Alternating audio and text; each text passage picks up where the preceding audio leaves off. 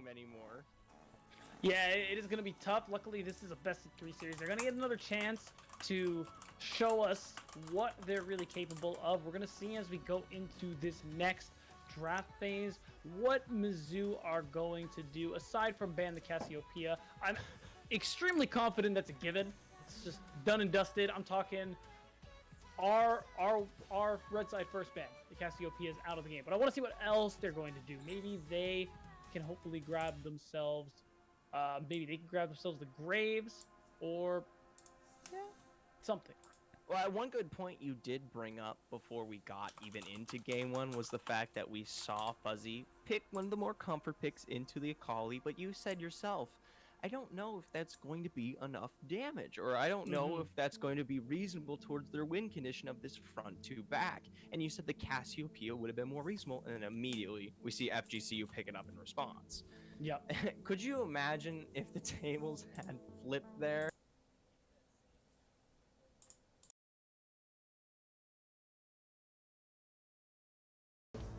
Yeah. Could have been a different game. Honestly. Could have been a dream. Could have been a dream. Either way, though, we are getting into the pick and bans here of game 2. Like you said, hopefully we see some more targeted bans.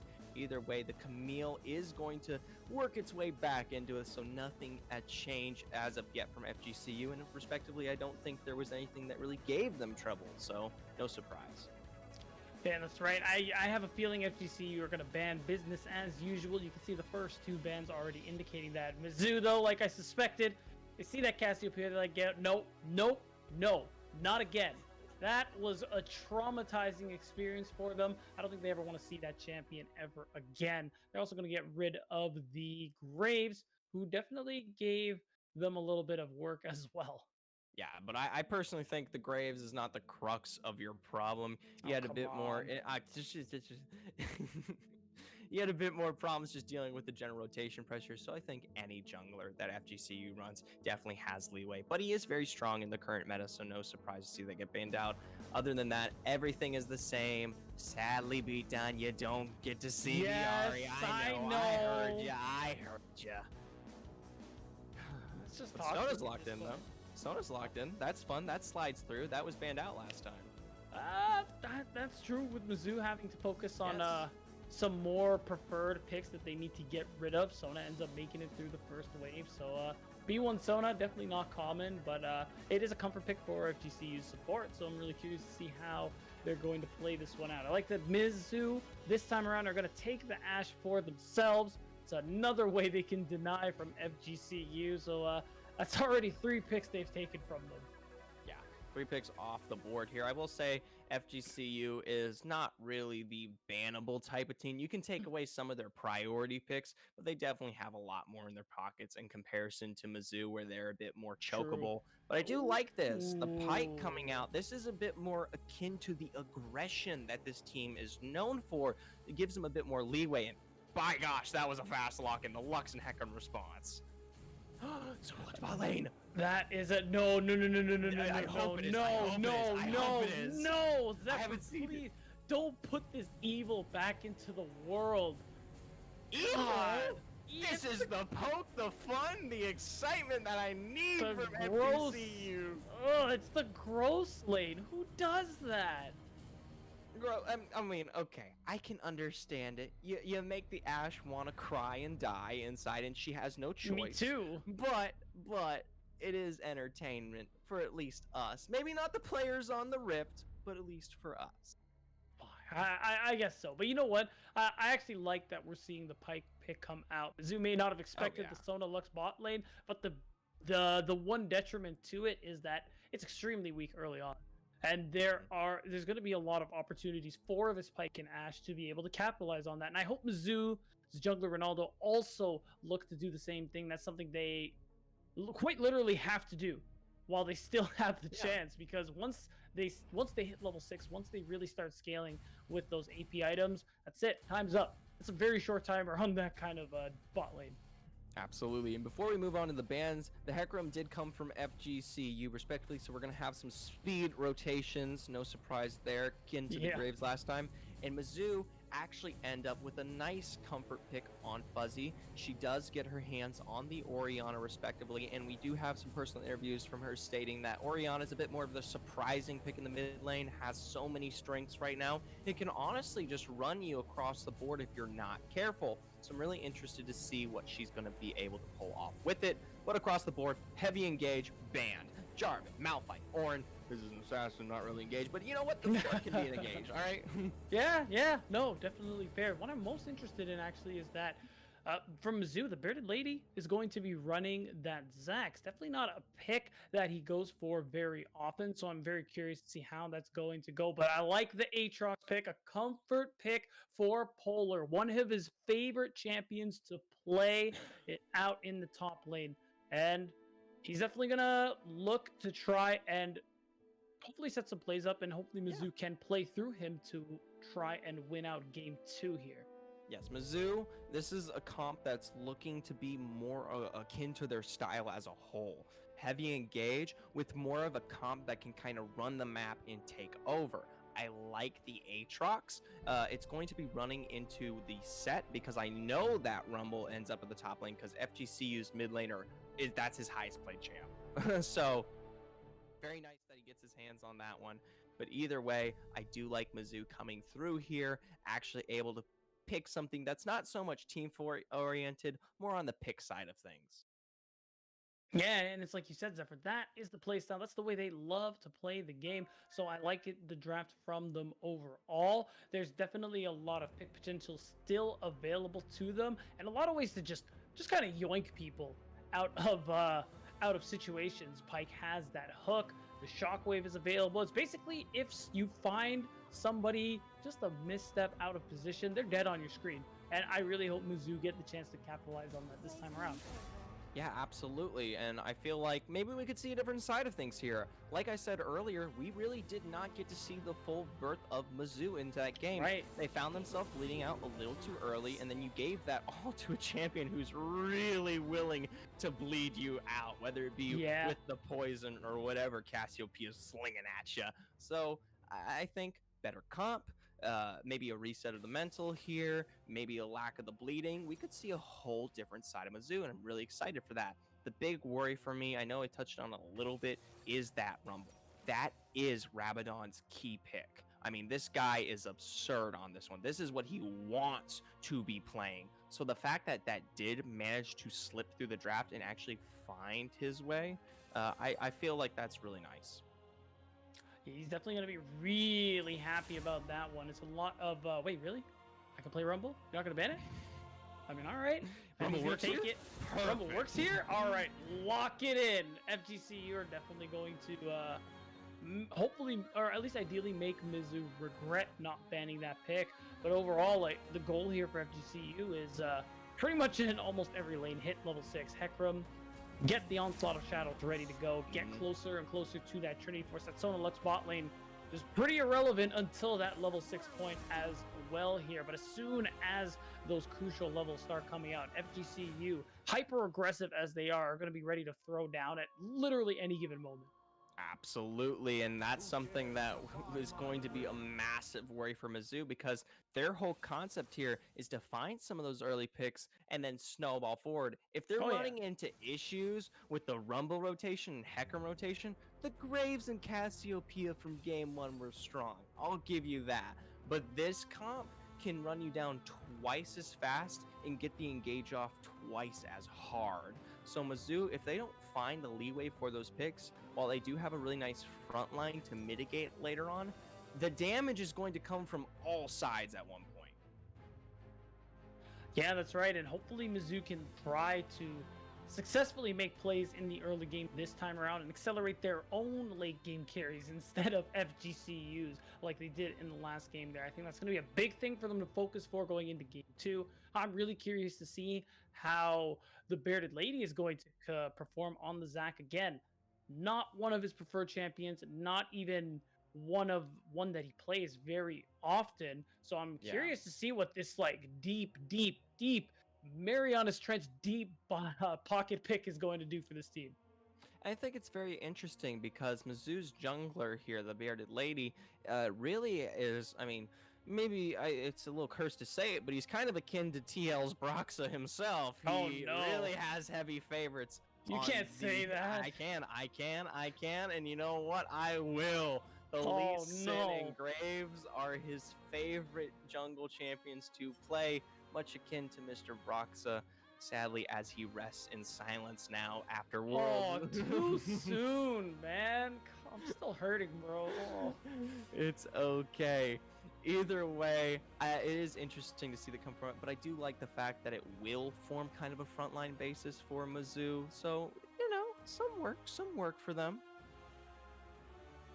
Yeah, it's definitely going. As long as he can play the role, it's not the kind of high damage carry like Hecarim in the jungle does. You just got to land some of your CC, the Let's Bounce, the elastic arm, I believe it's called, or just all the sort Anything, of anything, it all anything you can works. land. Please, please, yes. Zach's kit is so good for what Mizzou wants to do. You just need to execute on it, and I think it's really going to help once he gets that core itemization. Of course, he'll be a little squishy early on. Once you start seeing that Cinder Hulk, once you start seeing what I guarantee will be Spirit Visage second after looking at FGCU's team comp, he's going to be a really good spot to probably never die. Yeah, and hopefully that's what we will see from Mizzou this time around. The Never Die slogan should definitely be something they take to their hearts as they approach this second game, given that one of their major weaknesses against FGCU wasn't the lack of team fights, wasn't the rotations at a certain point. It was definitely the fact that we saw so much bleeding. So much hopes. Hopefully we see them take it to a game 3, or potentially it may end all the way here right now. Either way, we're going to be going to a short break as we get everything wrapped up on the production end of things. Stick around and stay tuned for what will be an exciting game 2.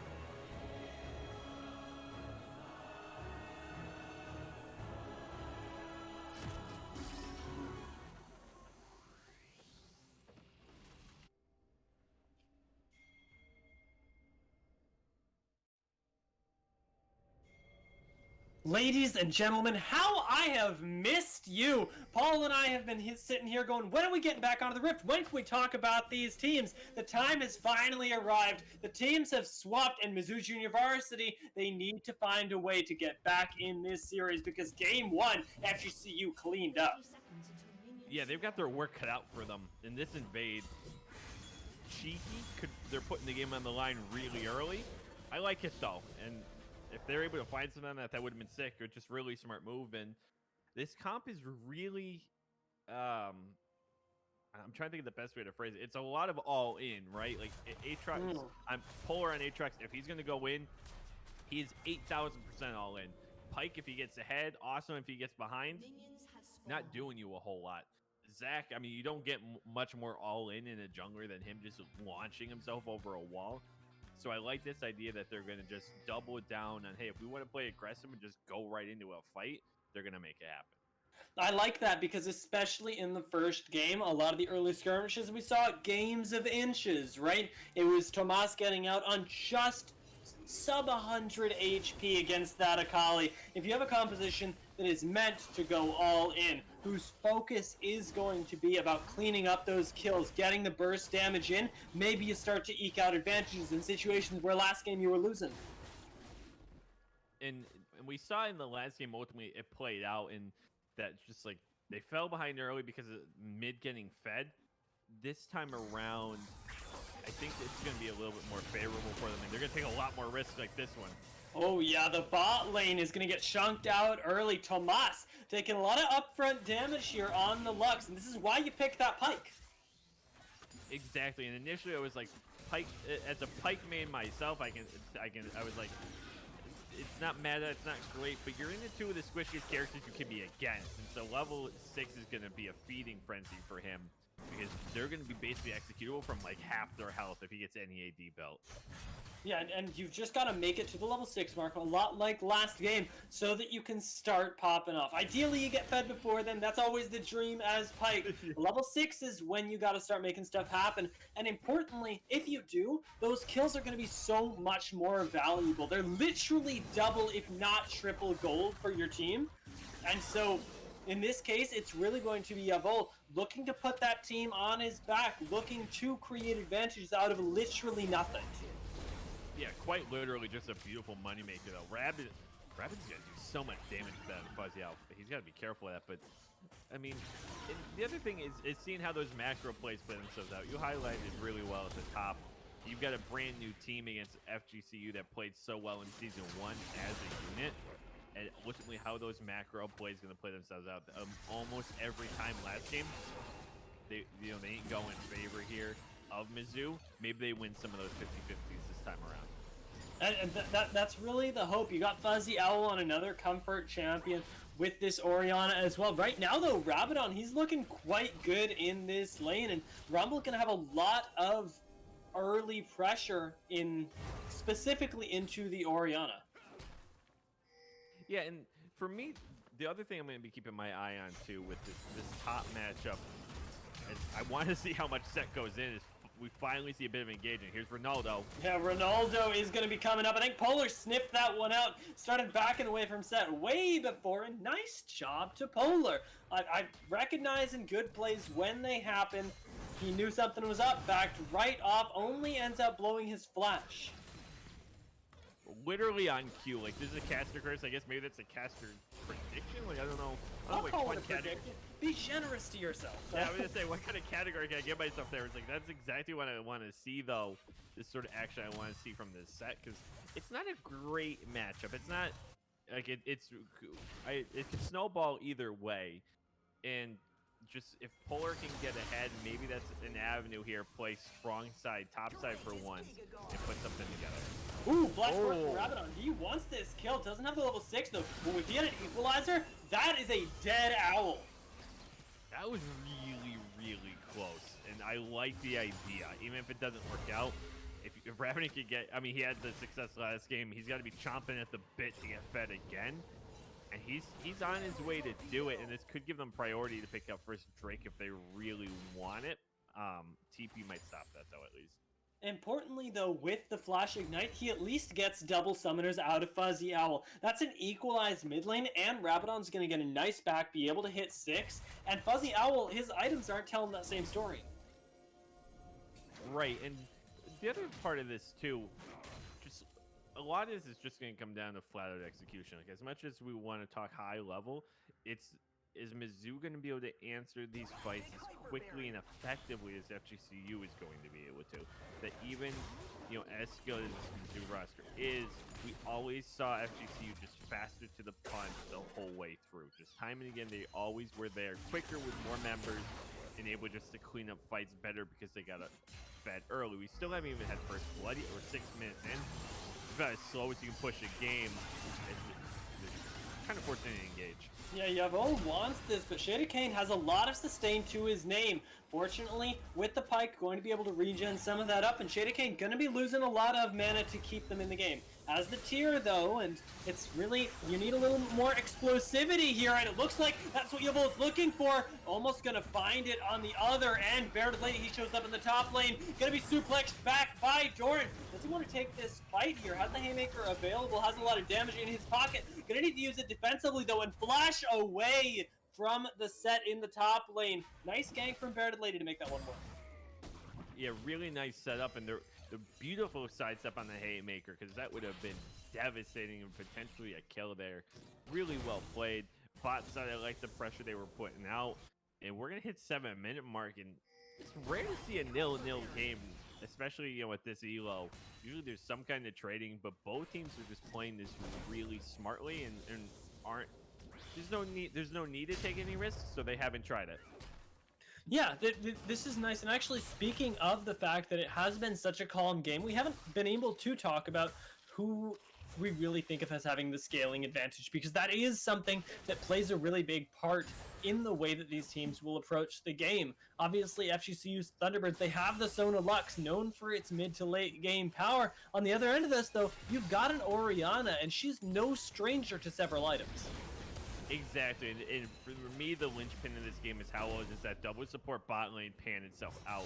If they're able to get some, get some kills, get some gold, take this thing over, you just won't be able to kill Set. I'm sorry, there's no way to kill a Set if he's being shielded and healed by a Sona Lux. It's just gonna be an impossible task. Like, they're just gonna be able to go in with so much power with Hecarim and him, but if that support lane just doesn't find its rhythm and footing, they're gonna have a long day. They're just not gonna have any oomph behind their comp. Right now, feeling themselves a bit, as Polar feeling himself in the top lane as well. Looks like it might net FGCU a fight in the bot lane. No, Bared Lady, he goes in, but the Dragon's gonna be smited away by FGCU. Already have a kill in their pocket with that equalizer as well. And the Zac not long for this world. Polar, he wants to clean up. Nice shockwave, but no follow-up from the Aatrox. Means that eventually the Hecarim will go down, but now Polar needs to be very careful. Has the World Ender ticking, gets a single knockup, gets another one, but the sustain not going to be enough. Rabadon gets himself a triple kill at the end of that, and FGCU, once again, the game of inches goes in their favor. The numbers game here paying off once again for FGCU. There's 4 in the pit, and Bared Lady goes for what I'm guessing was a steal, to try to figure, try to get the steal, see if it pays off. You end up going, like, maybe you go 2 for Dragon there. Ultimately, they get kind of swept on, and it just kind of unlucky timing. I think that was the first risk they took, and it wasn't super well calculated. They didn't have the power to back the Zac dive in, and ultimately get punished, and now you give Rabadon 3 kills once again, and Doran, though. Ooh, yeah. Doran this time going to be the recipient of a little bit of malintent from Bared Lady, who shows up to that top lane, really upset about what happened in bot. Like you said, showing up late, at least they get themselves a kill on the top. And that's big. That's really big. And though it doesn't necessarily mitigate what happened in the bot side fight, you're seeing the gold speak to, the damage from that, almost 1.5k gold lead. It's at least something to kind of sell them up. Look at that CS difference. We didn't touch on it yet. Ronaldo just kind of owning the jungle across the map right now. That is a huge CS difference. And at least the kill at least closed the goal difference to 500. But letting the Hecarim get fed with this double support lane is going to be tough to deal with. Yeah, and with the Hecarim being quite far ahead as well, means he's going to be able to hit those item spikes. Bared Lady going to bring a lot of utility, but really, once Hecarim brings the utility that he already does and has the tankiness to back it up with the damage, he just gets better and better. Bearded Lady, he stays at a very similar level of impactfulness from that level 6 on. Polar gonna be contentious. Really dig his feelings about that. Ooh, Yavol! Yeah, it's all about the bot side. The Enchanted Crystal Arrow lands, but Yavol, he needs to get out of here. Bearded Lady, I thought Yavol needed to get out. It's really the Zac uses the Elastic Slingshot to get himself to safety. And now Yavol, he's in a little bit of trouble again. Gonna pull Shade of Kane back. Level 6 is hit, but Ghost Toasties is DPSing him down and no ultimate available. Means that this bot lane is going to go pretty even thus far. Ults have been busted everywhere. Yavol just ticked over to his though, and the bot lane is very low. He's looking for Shade of Kane here, wants the hook, wants to be able to clean this one up, doesn't get the stun. Barrier is popped and it's gonna be traded back. Yavol, he goes down. Get the death from below, not enough. It is gonna be the trade back from Ghost Toasties. Then Tomas, I'm not sure if he wins this one. Lots of consistent damage, but he's tanking those minions, and a double kill for Tomas in the bot lane. Yavol got a second chance at life. He probably shouldn't have survived that first little exchange. Finally able to proc the ultimate, and the shield prevents the kill. Beautifully timed shield, really nice patience, able to pick up something here, but oh, Bearded Lady, you're forcing this. Oh, this is rough. Yeah, the equalizer over the wall ends up cleaning him up. Rabadon, though, he could look for even more kills here. I don't think they recognize how strong this Rumble is. Even the Shockwave gets canceled, and now you have we spoke about him getting out in a situation earlier. I don't think he gets to leave this one. Ronaldo, he gets hooked back in, but even the Horseman is going to be able to escape. Oh, with the Enchanted Crystal Arrow, the shutdown goes to Ghost Toasties! That was a blind shot. I'm like 99% sure. I'll wait for Jake for a confirmation on that in the background, but I believe that was a blind shot. That was beautiful. Zero vision on that one. Does get Ghost Toasties a kill. Puts him at 2-1. So importantly, though, it is answered by a 4-0-2 on this Ratna machine. Crazy, and Jake did confirm it was blind, though he did walk on the control, so it's like a half blind. That's still more than impressive enough for me to be like, oh my god. Haymaker, though. Oh, speaking of impressive, Doran, he turns this lane around, gets the clap onto Polar with the dunk in his pocket. World Ender not going to be doing him a whole lot of good. Means that this set now actually feeling pretty nice in this lane. Gonna get a push. The damage you can do up front to fuel that Haymaker early and then turn the fight from there into a showstopper, gonna really hurt. Oh, can we find it this time is my question. Ghost Toasties gonna take a lot of upfront damage. That's what this lane has in spades with the Lux. There's no a way to sustain through this. Ghost Toasties, he's trying to get the damage onto Shada, but the heal is so massive. Shada, Kane, and Tomas, they walk away, looking no worse for wear, but Ghost Toasties and Yavola barely alive. That heal combination is disgusting. Really well played. Again, the patience, just understanding we're not going to die here. Wait. Heal through Sona. Back better than ever. You're just going to push through, but maybe they finally have a play here on the Dragon. They got nothing. It's got to be it. Oh my god, the equalizer, though. It can burn everybody down. There's no way out. Polar, he has to use his flash to get onto Ronaldo, who should go down here, but the Rumble ends up getting the Dragon. There's no real winning here. Nice triple Shockwave. This could be the fight for them. Doran, he's still alive, and the sustain has arrived. Shada, Kane, and Tomas. There's no way to shoot through this. Bearded Lady tries to interrupt. The arrow not going to be able to clean up Doran. Still, there's so much healing from Tomas and Shada. There's the shutdown, though, from Yavol. He spreads the gold across everyone, and it is going to be the return kill for Mizzou, but they lose the Dragon, and they still lose the fight. That's really interesting how that ended playing itself out. So to take it back here, because that was... Ooh, wait, hold on. Yeah, Polar, he's looking for the fight here, and I think he gets this kill. Rabadon underestimating the damage that can come out of this Aatrox. 900 gold shutdown to Polar. Good God, that's massive. So taking a step back, so Rabadon getting the Dragon here, I think is a really nice setup, a nice finish on what they had going on. But that whole fight was like, that double support, they just can't find a way for it to do enough damage. Ghost Toasties doing a whole lot on his end. They had a numbers advantage. They were to take advantage of that. And now we're sitting at a much more even game. And I think about as even as we've gotten to this point beyond, like, you know, the opening laning phases for both teams. It's a 1K score line, 3 kill difference. and Mizzou showing some real signs of life behind their team now, finally get some items to back it up.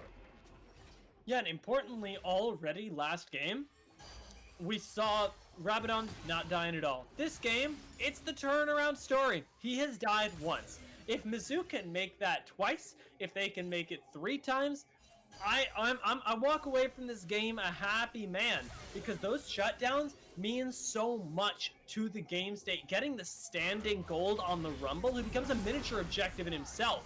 Bearded Lady, though, he's looking to make a play here. He's going to be pushed back by Ronaldo. The equalizer is up. He's just looking for a good angle, and there it is across 2 members, and that means this Lux is caught out. It's locked in place. Polar cannot find a way in, and Yavol, he can't find his way in either. Going to be forced to walk away from this. Leandries, the binding is going to land on the Ghost Toast. He forced the flash and the heal out of him, and Mizzou, they are on the back foot every time I look back at the camera. Polar, he's trying to find a way onto Rabadon, wants to get that shutdown, but now Doran has roamed down. Rabadon just does so much damage, and when you can't kill him because of the healing involved, the support works around a really strong carry, and they've got exactly that now. They have it built up. They play around Ronaldo if they want as well, and that's going to be a disaster for Polar. Polar takes so much damage there. Thank God he has the World Ender to heal him back up. Doran, though, look at him with this Sona. He can just sit in the front line. They need to find a pick on the Shaded Kane. There it is! Yavol! He takes him down. Doran is trying to trade it back, but he ends up on the wrong side of the map. My friend, can he get away? Fussy Owl's chasing him down. Bearded Lady has to jump over the wall. Another shutdown coming in for Yavol. Gets the death from below. Has the reset available. Can they find even more Polars on the flank here? There it is, just to try and find the stun. Yellow hooks Rabadon back into the team. The equalizer's back up, though, and he takes down Ghost Toasties as well as Yavol. He's burning down the team. They need to shut this man down. He gets a triple kill before he goes, and Tomas now is the one left alive. Should be going down any second. Now dodges out on the knockup, though, and Polar might not be able to find his way here. Bearded Lady should have the elastic slingshot, but I think Tomas is going to get his way out of this one. Pull back in, though, and I think that's a dead Lux as a shutdown goes to Polar at the end. These long fights that are coming out here from Mizzou are so well done. They recognize FGCU split off a little bit. You end up seeing Doran, I believe it was Sheeta Kane, kind of going on their own. And once those two supports kind of get split off from each other, it's not even just logistically, but like synergistically, that they can't execute together and shield and heal at the same time, everything falls apart immediately. And so, oh man, that should have been a stop back. But once that happens, it's the green light, and Mizzou's actually making sure they press at the right time. The Bearded Lady was looking for something, or Yavol was looking for something, doesn't find it. But once they hit that green light, they're going to be able to execute on it so well, able to run them down. Rabadon's able to at least take 3 kills and kind of bring himself back up to continue to be the carry. He's not getting outscaled yet, but gold overall now is even, and they're going to have to deal with a team that's a lot stronger than they have been to this point. And you've gotten the reset onto your team, though. Can you find the fight around this dragon? This is the point that you mentioned last game. 3rd dragon is exactly what we need. You need Shada Kane, you need Tomas alive. If these two guys are up, Mizzou have to be extremely careful, and they have to find a way in here. Bearded Lady is their only engage. Ronaldo's splitting off. I don't hate him. He's got to find a meaningful way to get back in here. Maybe that's on the Fuzzy Owl. He takes that engage right out. Does Doran spits it back onto their faces? The equalizer is splitting the team. Bearded Lady, he goes right back in, finds himself a double kill at the end of the elastic slingshot, finds himself another with the help of his team, and now Tomas, once again, the last one left standing, but Mizzou, they returned that perfectly. 5-0. That's the fight they've been looking for the entire night. They played every part of the strength of their team. Ronaldo comes in, can't find anything. Bearded Lady gets to re-engage perfectly onto the damage dealers, and they're able to finish everyone off before they have an opportunity to practice sustain. Now they've got the kill lead. They've got a 3K gold lead. They pick up Inferno, and they finally get a Drake on the board. Everything's looking up Mizzou, and they get first brick on the back end of it. That's really, really exciting. And it's first brick at 20 minutes, my friend. Let's go 1944, but not 20 minutes is basic. Like that. It's been such a slow-paced game, and that's worked in Mizzou's favor. They've gotten their bearings. They get that 3rd dragon, and now I think sky's the limit for this team. It seems like they've really rocked back after game 1, and they're looking to take the fight to FGCU. That wasn't a snowbally fight. It looked like it because Mizzou popped off, but this game's still anyone's. And that's the thing. And admittedly, I'm a little rusty on how double support now plays in the current meta. You know, God, it was not even a year ago, but like 6 to 8 months ago, I would have been able to give you a different answer. But today, how double support plays itself out in the late game is not something I'm super familiar with. So the thing is going to be, though, if they're able to at least play around it really well, maybe it just gives them enough sustain to push Rabadon over the top. It's going to be interesting to see that part of it, because you're going to still have to deal with the Ebola just able to eliminate them at will.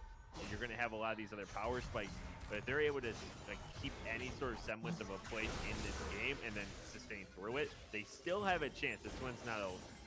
Yeah, the sustain that comes through from, like you said, the double support is going to be really, really big, because the utility just, it doesn't feel like it gets outscaled despite multiple nerfs. Ronaldo, though, he gets caught out. There's still a lot of burst on this team. And there's the Bearded Lady he wants in. Double shockwave. Not going to find too much damage just yet. That has to come later. But it's keeping Ghost Toasties and Yellow out of the team fight is the equalizer. It's going to be nothing. This sustain, though. Watch how the health bars tick up. Not having World Ender there really hurt Polar. I think if he has that on the back end of a TP, he just goes right in, like, pins his ears back, as we say in American football, and just goes right after the back line. Doesn't have that available. Now you give up Pit. Do they take the bait, and how hard is FGC willing to push this fight? This is a nice heads-up play, but can FGCU Thunderbirds make it work? They have the sustain, but Rabadon, he's got to live. Doesn't have the Zanyas. He can't get out just yet. Shada Kane, though, he manages to keep him up, and no death just yet. Rumble finally falling. Doran is going to be the next one as Polar. He has got that World Ender back. Goes invincible on the backside of that fight. Denies the Baron, importantly. But what else can Mizzou get out of this? They've got a numbers advantage for now. Slingshot there by Bearded Lady, pouncing on, able to take down Rabadon exactly when he did.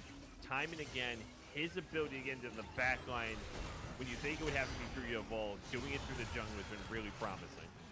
Yeah, Ronaldo has been a big trigger puller this game as well, but hasn't been able to find his way in the same way that Zach has, and even trying to turn there onto Polar. The utility that Bearded Lady is bringing just by jumping straight into a fight. The dude's gone full tank and is working towards a lock-it next item. There is nothing about this man but the utility, but the usefulness that he brings to his team, and it's been paying off in spades.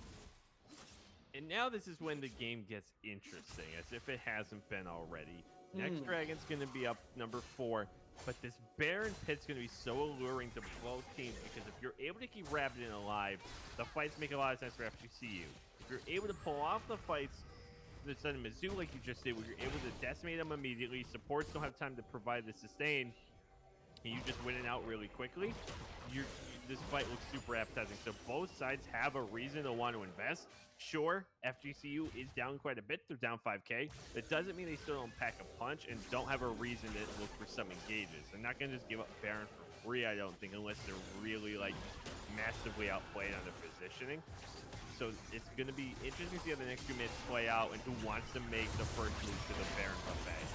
Shada Kane actually gets caught out there, and the trigger is pulled because Polar gets turned on in retribution. It's not enough, though. There's not enough setup for FGCU, and everything is exploding. Doran, he's shown up, but it is too late. This is the guy that needs to be in the middle and needs to be kept alive. He is just on the backside now. He has a footnote to this fight, and the retreat from FGCU marks the beginning of the dragon for Mizzou. When the showstopper is used as an escape tool, you have a pretty good idea of how the fight went. It's about how I would sum that up. You know, he wasn't there to start. I don't know if he was looking for a flank angle. I didn't quite catch him. He was clearing the wave. But when you come in that late, a flanking set isn't the worst idea. That's kind of where you have to go because of your limited movement speed, despite having the board to try to build at least some kind of momentum once you're there. But actually getting in there is really difficult. If he's there 5 or 10 seconds earlier, they have a legitimate shot. They have them lined up perfectly in the jungle, all down a single aisle there. Just slamming down into aisle 7, easy money there for set. He's not home though. He's not there, and the rest of the team gets obliterated.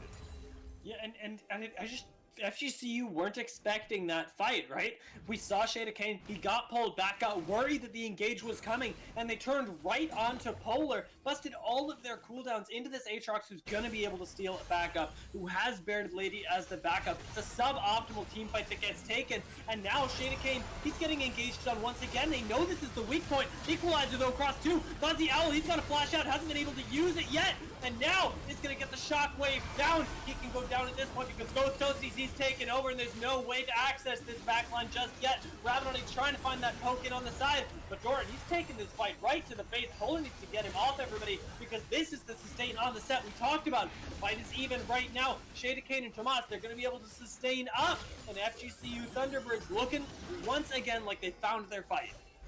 And losing Yavo so early doesn't allow them to have a lot of the utility pieces that ultimately let them take a fight. He's able to set Bearded Lady up on the elastic slingshot, and they're able to move in on engages because of the CC he provides. That not there, they don't have a go button, and a lot of what they're doing kind of falls apart. Now they're going to lose a tower and potentially a Baron again. Like, we might see that play here if FGC could look for something. They might be better off resetting. I think they're going to choose to do that instead. And that's really the power of the double support, because in the team fights, it's huge. But what's really important is that the fact that the team fight went even for all intents and purposes, 1-for-1, low health bars on both sides, still gives advantage FGCU because they have the sustain. By the time they actually get around to hitting that mid tower, they're basically full health again, and Mizzou is still hurting after the last fight. And we see that how they're trying to counter it is through having a sustain of their own. I do like, obviously, Ghost Toasties had to pick up an Executioner's Calling. We see the same thing from Yavol. I wouldn't even mind seeing one on Polar as well, just to be sure. You try to cut his healing as much as you can. But having the stance of his own, compared to the Lady having the Warmog, they're doing all they can to be prepared for these fights that might extend themselves, but they still think they'll have the advantage. Yeah, and if you can stack up that healing, if you can sustain through this, there's a lot that can be done, because as much as Rabadon and Doran are very scary, you see if Mizzou can sustain through that, they're fine and dandy. There's not that much damage, but they've got to be upfront first. Yavol, he gets away for now. Can he survive? He's still alive, and now his regenning. Yavol still being up means that they have the trigger pull for the team fight if they want it. Fuzzy Owl got chunked while we were here in the bot lane, but now it's going to be Polar taking the fight. Gets dunked backwards, but Doran goes down, pulls him right back in. Bearded Lady has been buying a lot of time for his team, but now Polar, he gets to teleport up, gets to sandwich in FGCU. Which way will they choose to go? They're going under the Zac right now. Yavol quite low. It's going to be a shutdown for the Zac, and can they find Fuzzy Owl? Again, Polar not having that world ender. I mean, even if he did, I don't know if he gets to use it because of just how late he was to the fight. But that's a bad fight for them to have to end up taking. I don't know if they're able to kite that away in a really creative manner. Not able to, though. FGCU capitalize on Polar not being there. He really is a whole lot of their damage in front line on that bruiser. Yavol gets blowed up to start, and now they can look at Baron. Fortunately, there's a teleport for Fuzzy Owl, and Oriana, she feels good about the team fights in small areas. Polar is here as well. World Ender just came up. Do we see them contest for this? Wash over the wall. Rabadon, though, he takes down Fuzzy Owl before there's a chance in heck of him getting into that pit. Polar is going to be kept out just by Shada Kane. He might get engaged on, but he is giving his health bar willfully for this Baron. Yavol cannot find a way in, and FGCU Thunderbirds, they eke out that Baron. That's the kind of commanding play you need to take the Baron there. If they kind of hang back and just sort of lackadaisically try to take it, that's the scenario where you get it stolen. Instead, putting the game in his own hand, Rabadon is saying, look, I'm fed to high heaven. Why am I going to sit here in the pit and just wait for my team to get this stolen? I'm going to flash, get the kill, and dare anyone else to try to join the pit. They find the Baron, and they're going to look for this dragon here. And engage onto Yavol again. They know who they need to get out of the fight because Yavol is their way for Mizzou to end fights. Now, with him not being able to access it, can they get back in? Fuzzy Owl, he doesn't have the teleport this time, and it might just be this dragon going over. Doran playing bodyguard there. You don't want to walk into a set playing bodyguard. That's a nice layout there of making sure they kind of corner off the dragon, puts them at Inferno Soul point, and so I mean, it doesn't do a ton for them, right? Like, you kind of would have wanted practically anything else. Obviously, a soul is a soul is a soul. You'll take it. But it doesn't do a whole lot because of the way they're structured with the double support bot lane. Regardless, though, with the Baron buff already on them, they're going to just try to siege this mid down. Yeah, Baron is really the name of the game here in the siege. Again, very, very powerful with this composition because Mizzou need to pull the trigger, and there's really no way for them to engage. Yavol forced to get away from the fight. Baron Lady, he thinks he's found the engage. Can he get in? Suplex right back into the back line. Means that so much time is bought. Dorian isn't in the front line, and Mizzou University, they're taking everyone down. Ruden's doing so much work for Ghost Toasties, and triple reset onto the ultimate from Yavol. Now looks for another one, doesn't find the hook onto Tomas. Can he catch up to him in the end? Either way, Mizzou, they have walked away with a 1 team fight. Only 2 Barons remaining. I noticed there, Tomas went for an ult on the Polar, and I think they're Tomas gonna get out of this? I think he does. This is a safe Lux. Yeah. So there was a final spark there on the Polar, and it literally did nothing through World Ender. And that's kind of your moment in like horror films where like, you know, you gotta punch the bad guy and he's made of metal and just your fist just clings off their face and you're like, oh god. and that's when the fight turned. It was Polar with World Ender is basically unkillable. The last fight FGCU won, Polar's asked it. The fight Polar's there, they win on a beautiful engage from Bearded Lady. That's a pretty easy script to follow. If they're able to work around the elastic slingshot to World Ender, which is already back up, mind you. It's a 48-second cooldown. They should be able to manage how they start and stop fights purely around that. They're going to be able to pull this one out. Right now, though, if Polar does get caught out, it actually buys a lot of time for FGCU, and it looks like that's exactly what's going to happen. He's a scary guy, but not against 4. No. Okay. It was like for a second. Not scary at all. Not scary. Start sweating profusely down the body. Yeah, it's just that Key and Peele gif where he's just sitting there like pouring sweat. Like, and I wish I saw why Polar was there. I think that was just a greedy thing. Like maybe went to adjust the wave, but you could just have backed and reset. And now with these death timers, this game's taken so long that we're already 32 minutes in. They're just starting to put a number on these towers, but those death timers now have scaled up quite a bit, and so that really puts them at a big disadvantage. They already have 1 inhib open.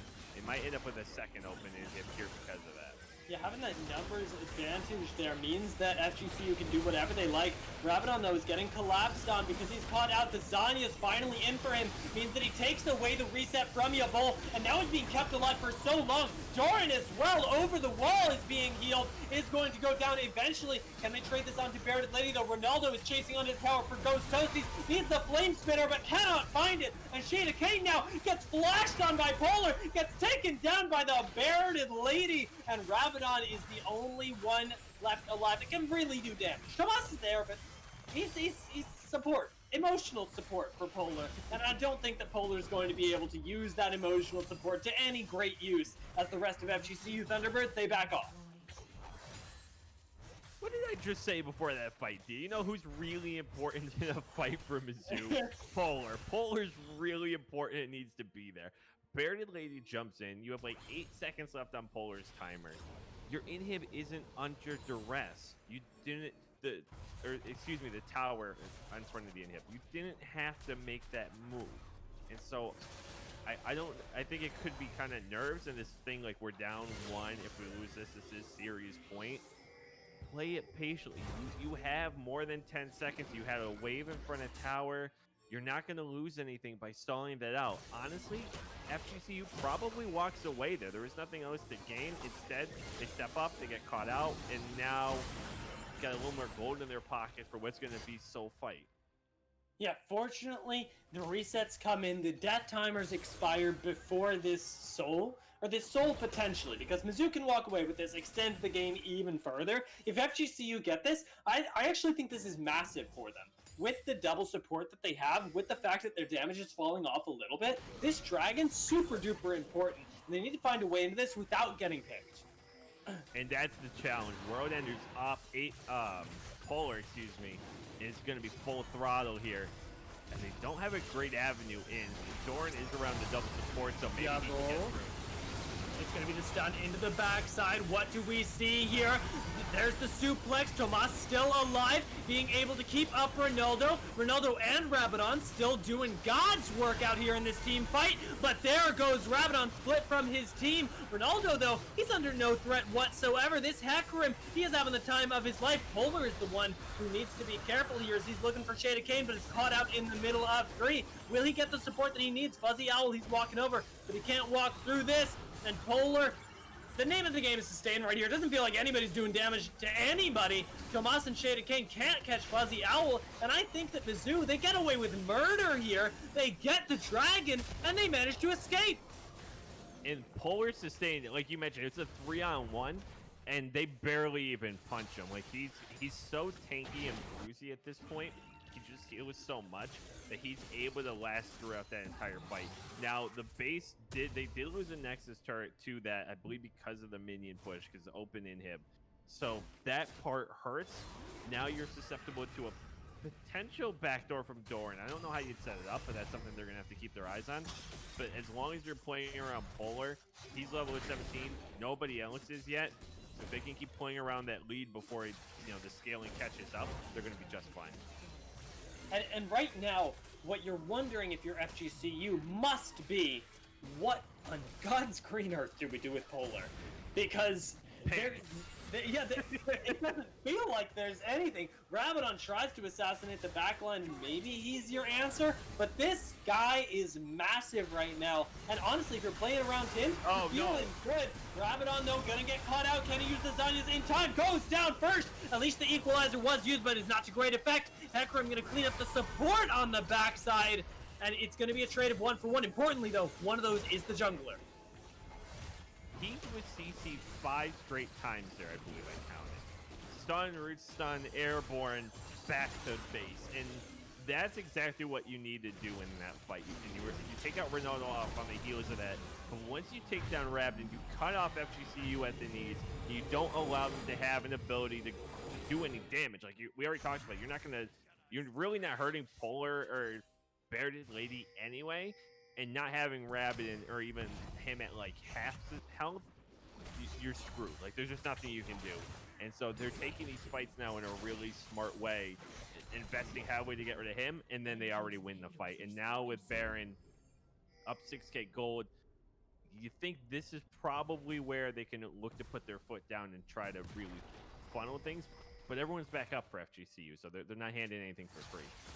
No, this is going to be a hard-fought game both ways. We've got 2 minutes and 25 seconds until the next dragon comes onto the rift, and that's plenty of time for us to fight another one out. Polar's getting collapsed on, but the World Ender is going to be super useful for being able to escape, and importantly, he's got 2 members up here with him. This is the damage of FGCU. He's got a 3-level lead. Like, Doran can't take that fight. I mean, he can fight it really well and last through it, but he's not going to win that trading ultimately. And so he needs to be careful in some of these exchanges when they come back to rotate. But the other part of that is Polar. If Polar's not with his team doesn't stay alive. So it kind of goes both ways here. Beautiful waves set up for the collapse there, but it means that instead we get a fight in the bot side. Nice triple man stun out of Shade of Kane, but it's just FGCU holding on, and the mid turret is being pushed. Shade of Kane has the sustain. Can they manage to get through this fight? Can they find a fight even? Bearded Lady, he's in the back line. Ronaldo, he decides to return the favor, but there's not enough damage. There's not enough follow-up. Polar, though, he hears me saying the words damage and follow-up, and he flashes right in, but can't find any backliners. Gets a lot of damage onto Doran, but the fight is around the inhibitor. And Polar has to find an ability to take somebody down. Both sides just have so much sustain. They haven't given enough of an avenue, though, to get in there, but maybe that's finally it, and Rabadon's in trouble. Yeah, Rabadon, he survive? The sustain is not enough. Polar finds 1, makes it 2, as the Zanyas does not buy nearly enough space, and now the push is into the base here for Mizzou. Ronaldo is the only damage alive on FGCU, and I'm not sure if he can pull off the miracle play. Right now, they're just buying time for these super minions, though. Ooh, nice shockwave, gonna find 2. Fuzzy Owl, he's in trouble. And there's the miracle play from Ronaldo. He gets that one kill, but Polar, he pops the World Ender, has the lifesteal. It might be able to take down Shane and Kane, turns his attention back onto the horse, and this man is massive. That Spirit's Visage means that the health bar is an afterthought. It looks more like a mana bar at the state that it's regenning, and is going to be able to take down 2, find himself the Nexus, and Mizzou Junior Varsity turn it around on FGCU. He was full health like 3 or 4 separate times, and just those death timers on the back end.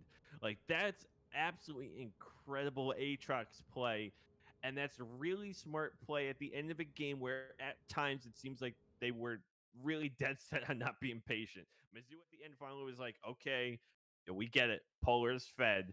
Let's just play around him. And they do it perfectly. They're able to outmaneuver these incredibly long exchanges from this double support. Like that fight for that last tower and inhib took a year.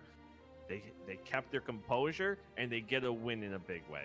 And it's the patience that we didn't see in game 1 that brings it around game 2. I think, like you said, that last fight is a perfect example. They buy space for Polar. They buy space for everyone. And even though Ronaldo gets a pick, he goes down. There's no damage anymore on the side of FGCU. And it means that Mizzou, they win themselves a game. And more importantly, bring us to game 3 in our first week back here at heavyweight. I cannot wait to hear what the analysts have to say about this one, because it looked oh so different. Please, Zephyr, Beatdown, take it away.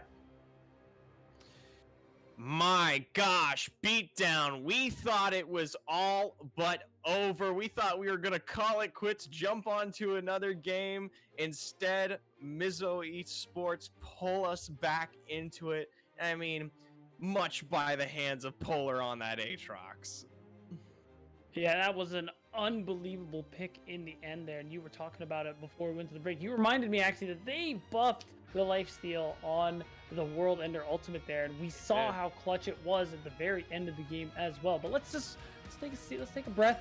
It was a really long-winded game. Let's roll it back just a little bit here and talk about how Mizzou ended up, even though it was touch and go for a little while, ended up playing